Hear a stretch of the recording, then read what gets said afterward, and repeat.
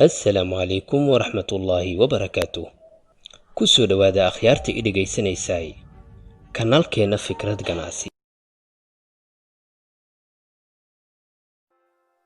maanta muuqaalkeena wuxuu ku saabsan yahay milkiilaha shirkadda Zara ee aadka u taqaanaan iyo qaabka uu horumariyay noloshiisa. waxaan filayaa in aad wax badan ka baran doontaan. ninkani waxaa lagu magacaabaa Amancio Ortega. wuxuu ku dhashay dalka Spain 1936. wuxuu ku soo barbaaray qoys aad u sabool ah.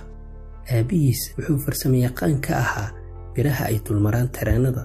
hooyadiisna waxa ay ahayd booyaaso ama jaariyad. Ortega waxay danta ku kaliftay in uu joojiyo waxbarashadiisa isagoo 14 jir ah si uu garab u siiyo qoyskiisa oo culays maaliyadeed haystay. shaqadii ugu horeysay wuxuu ka bilaabay dukaan lagu iibiyo dharka isagoo guryaha ugu geey jiray macaamiisha. muddo yar kadib wuxuu maamulo ka noqday mid ka mid ah faracyada uu leeyahay dukaanka. ninkani ayaa mar waliba wuxuu ka fakiri jiray siduu uga bixi lahaa nolosha saboolnimada kuna samaysan lahaa ganacsi isaga u gaar ah. markii ugu horeysay wuxuu sawiray naqshad dhar dumar ah kadibna bilaabay in uu tolo suuqana soo bandhigo. dharkaasi ayaa noqday mid aad loola dhacay waxaana kor u kacay naqshadda dalabkaas. kadib wuxuu bilaabay in uu badiyo naqshadaha noocan oo kale. wuxuu ku guuleystay in uu noqdo dharka uu sameeyo dharka ugu raqiisan uguna quruxda badan oo suuqa yaala. kadib Ortega isagoo 27 jir ah ayuu furtay carwadii ugu horeysay ee la magac baxday Zara. ninkani ayaa ah nin aad u shaqo badan wuxuuna jeclaa inuu u dhawaado bulshada si uu u ogaado nooca dharka ay xiiseeyaan. Ortega ayaa isticmaala qaab la yaab leh ee isaga u gaar ah.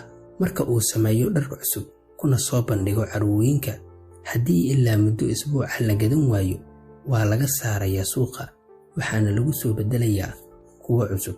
maanta wuxuu leeyahay 1500 oo carwo oo ku taala caalamka iyo lacag gaaraya 24 bilyan oo dollar. daawade nala wadaag ra'yigaaga. guusha ama horumarka uu qofka gaarayo ma wax ku yimaada kadis mise waa wax sabab u ah faqriga uu soo maray ama khibradaha uu nolosha u soo arkay. aad ayaad u mahadsantihiin.